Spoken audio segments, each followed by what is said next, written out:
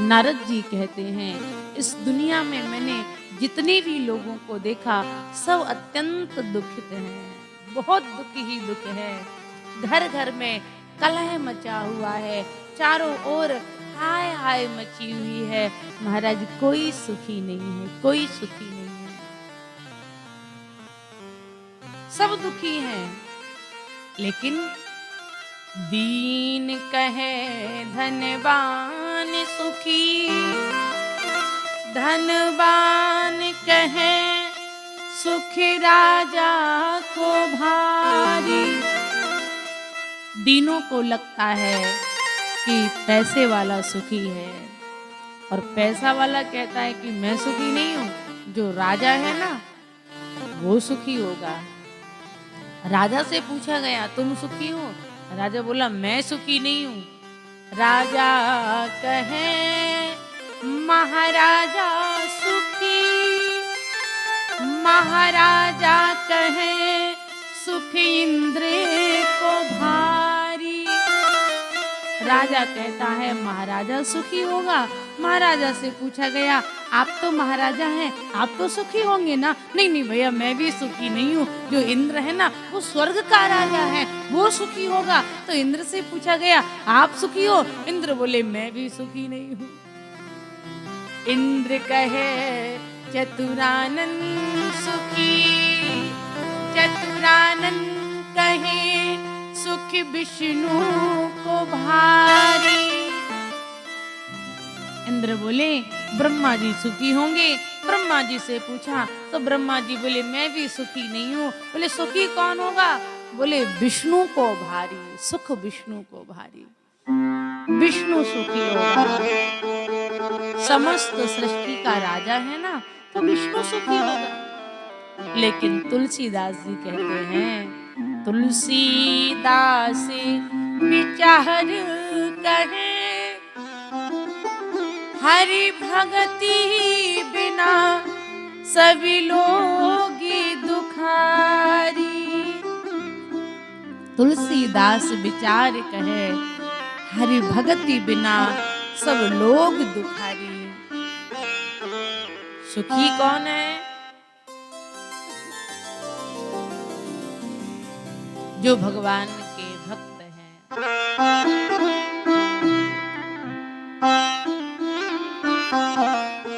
राम नाम मणिदीप धर जीह देहरी द्वार, तुलसी भीतर बाहर जो चाहत उजियार। सुखी कौन है? बोले सुखी वही है राम नाम मणि उर्वस जाके, दुख लबलेश न सपने ताके। जिसके मन में राम का नाम बैठा हुआ है, मेरे राम बैठे हुए हैं, वो सुखी हैं, वही सुखी है। लेकिन महाराज आप कहते हैं कि भगवान के भक्त सुखी हैं, लेकिन मुझे लगता है कि भगवान के भक्त सबसे ज्यादा दुखी होते हैं। देखो भैया जो जितनी भक्ति करता है वो उतना दुखी होता है, ऐसा हम लोग कहते हैं ना। एक दृष्टांत मुझे याद आया। एक बार क्या हुआ, दो व्यक्ति थे, दो मित्र थे। एक भक्त था और दूसरा चोर था। भक्त जा रहा था मंदिर और चोर जा रहा था चोरी करने के लिए। जब दोनों जा रहे थे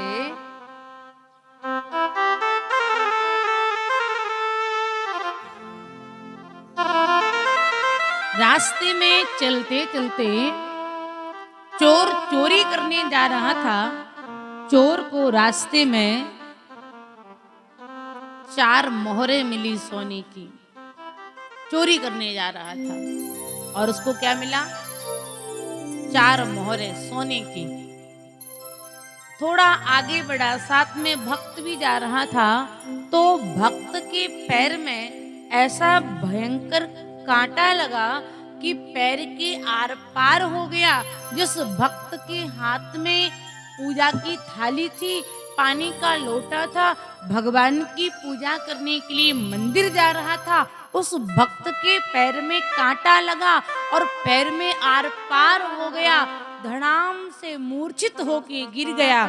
उस चोर ने, उस मित्र ने अपने मित्र को जगाया, पानी डाला, होश आया तो उस चोर ने कहा कि बेटा, अरे भाई, देखा तुमने, मैं चोरी करने जा रहा था और मुझे 4 सोने की मोहरें मिल गईं और तुम तो मंदिर जा रहे थे, तुम्हारे भगवान ने तुम्हें क्या दिया? तुम्हारे भगवान ने तुम्हें कांटा दिया और ऐसा भयंकर कांटा कि पैर में आर पार कर गया। इसलिए देखो भैया, तुम ये भक्ति पूजा पाठ सब छोड़ दो, मेरी बात मानो, तुम भी चोरी करना शुरू करो, मेरी तरह तुमको भी रास्ते में मोहरें मिलेंगी, तुम बड़े धनवान बन जाओगे, करोड़पति बन जाओगे, अरबपति बन जाओगे। क्या ही पूजा पाठ के चक्कर में पड़े रहते हो, चोरी करना शुरू करो। उसने कहा नहीं नहीं, मैं भगवान का भक्त हूँ, मैं चोरी नहीं कर सकता। मेरे प्रभु मुझे कितना भी दर्द दें, कितना भी कष्ट दें, लेकिन मैं अपनी साधना नहीं छोड़ सकता। चोर समझाता रहा लेकिन उस भक्त ने नहीं मानी। चोर चला गया चोरी करने। वो भक्त जैसे तैसे मंदिर गया और ठाकुर जी के चरणों में गिर के रोने लगा। हे ठाकुर जी, आपका ये जो न्याय है ना, ये बहुत गलत है।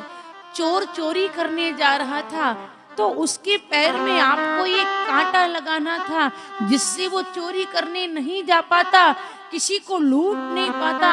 लेकिन मैं तो मंदिर आ रहा था ना, आपकी पूजा करने के लिए आपके पास आ रहा था, लेकिन आपने कांटा भी मेरे ही पैर में चुभोया।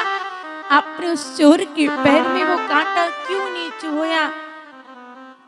ये गलत है, आपका न्याय गलत है। वो भक्त रो पड़ा। आज मेरे ठाकुर जी से उस भक्त का रोना देखा नहीं गया।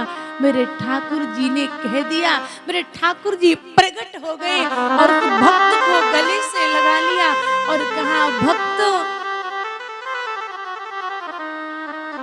मैं तुझे कष्ट देना नहीं चाहता, लेकिन आज के दिन तेरे भाग्य में, तेरी किस्मत में फांसी लिखी हुई थी, लेकिन तू मेरे मंदिर आ रहा था, तू मेरी पूजा करने आ रहा था, इसलिए तेरी वो फांसी की सजा एक कांटे में निकाल दी मैंने, कांटे में निकाल दी। लेकिन आज तुझे फांसी होनी थी, तू मेरा था, इसलिए मैंने तेरी उस फांसी की सजा को टाल के कांटे में निकाल दी। और जिस चोर को 4 मोहरें मिली है ना सोने की, आज उस चोर का प्रारब्ध था कि उसे 4 सोने के हड़ा मिलने थे, लेकिन उसका कर्म गलत होने के कारण वो 4 सोने के हड़ा 4 मोहरों में परिवर्तित हो गए। मिलना कितना था, लेकिन मिला इतना है। तो भैया, हमारा जो प्रारब्ध होता है ना, वो मिटता नहीं है। अगर हमारे पूर्व जन्म के कोई ऐसे कर्म हैं जो अभी बकाया हैं, तो जब तक वो नहीं निकलेंगे ना, तब तक हमारे इस जन्म का जो हम पूजा पाठ करते हैं ना, वो देखो ठाकुर जी आपका साथ देंगे, ऐसा नहीं है। सत्य परेशान होता है लेकिन पराजित नहीं हो सकता। मेरे ठाकुर जी अगर आपके साथ हैं, आप दुखित हैं, तो आप दुखी कितने भी हो सकते हैं, लेकिन आप पराजित नहीं हो सकते हो। फांसी की सजा कांटे से निकल सकती है, लेकिन फांसी नहीं हो सकती है। अगर मेरे ठाकुर जी के भक्त आप बन गए तो। इसलिए माताओं बहनों, अगर आप पूजा करती हो, साधना करती हो, भजन करती हो, दुख आए तो घबराना नहीं है, दुखी नहीं होना है। ये समझो हमारे पूर्व जन्म के पाप कट रहे हैं, और जब ये पाप कट जाएंगे तो एक ना एक दिन हमारे भी सुख का समय आएगा। और ठाकुर जी इतना देते हैं आज जो भक्त हैं और भक्त होते हुए भी परेशान हैं, आज एक पैसा नहीं है, घर में बच्चों के पेट भरने के लिए अन्न नहीं है, तो माताओं परेशान मत होना, परेशान मत होना। ठाकुर जी इतना देंगे, इतना देंगे, इतना देंगे कि एक पीढ़ी क्या 7 पीढ़ियां भी बैठे बैठे खाएंगी, इतना देंगे ठाकुर जी।